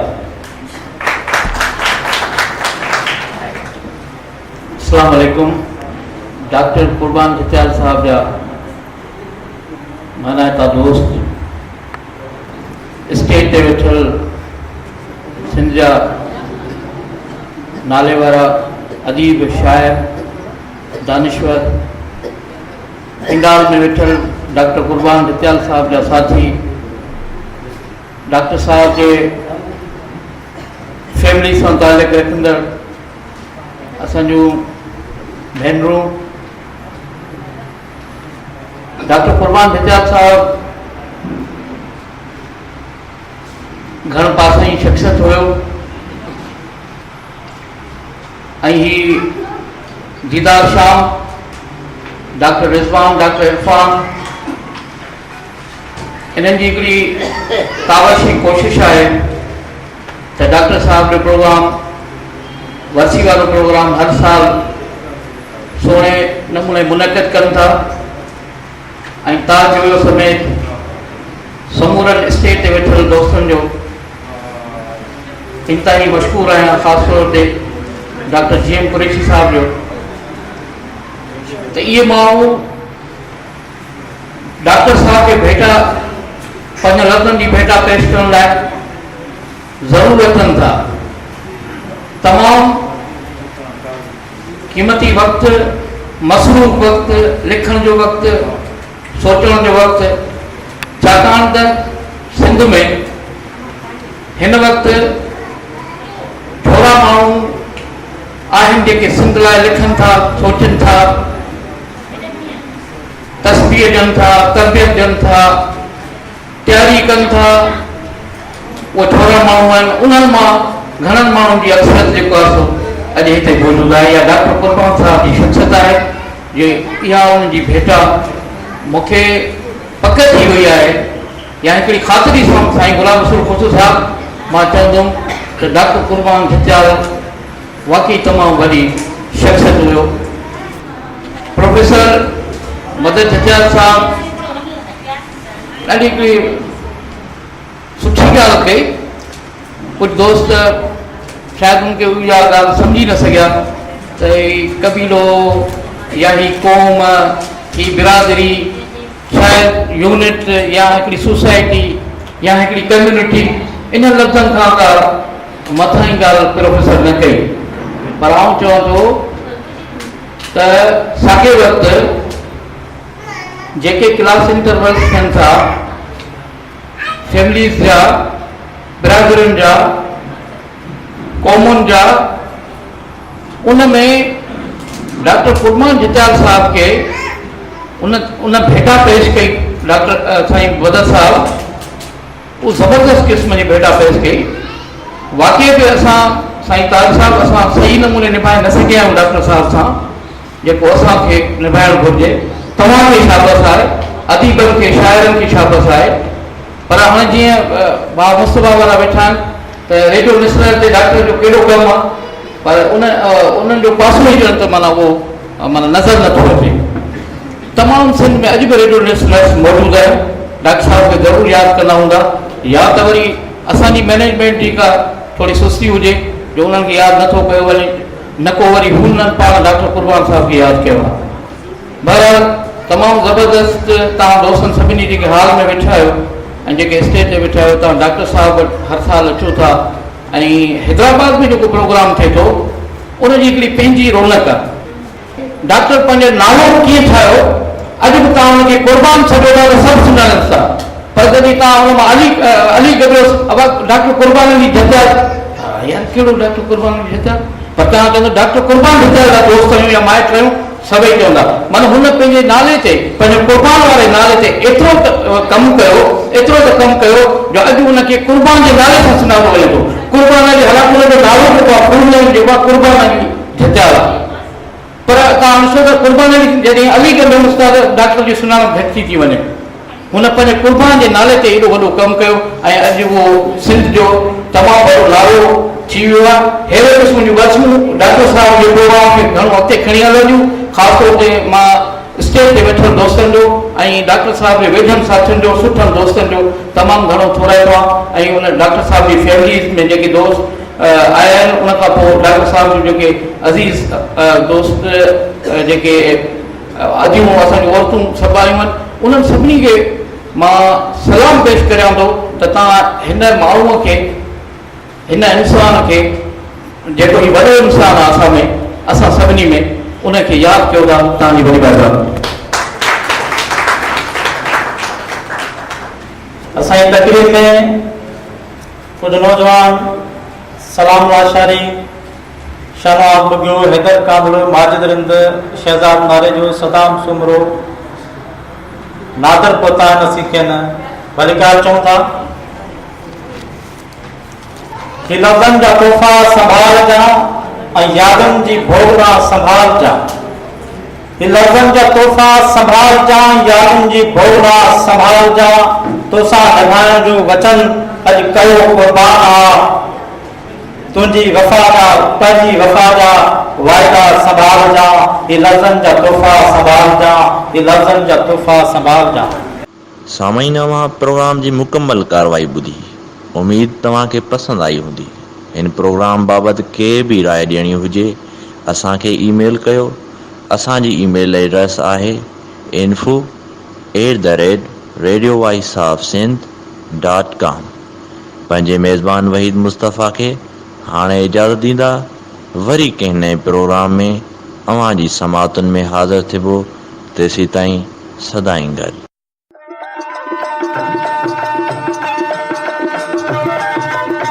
दुनिया जो पहिरियों Sindhi web radio, radio voice of Sindh London, पंहिंजी नशरियात में सिंधी कम्युनिटीअ जो क़ौमी, समाजी ऐं सक़ाफ़ती तर्जुमान जी हैसियत में कमु करे रहियो आहे। मुख़्तलिफ़ प्रोग्राम ऐं लोक मौसीक़ी वसीले दुनिया जे सिंधियुनि खे हिक लड़ीअ में पोइण जी कोशिश करे रहियो आहे। Radio voice of Sindh London खे सिंधी वॾे अंग में ॿुधी रहिया आहिनि। रेडियो खे अञा वधीक बहितर प्रोग्रामनि में मुस्तक़िल बुनियादनि ते हलाइण लाइ सिंधी कम्युनिटी पारां माली सहकार जी ज़रूरत आहे। सिंधियुनि जो क़ौमी आवाज़ radio voice of Sindh London कारोबारी न पर निज सिंधी कम्युनिटी बेस्ड रेडियो आहे। माली सहकार लाइ बैंक अकाउंट जा तफ़सील रेडियो जी वेबसाइट ते मौजूदु आहिनि।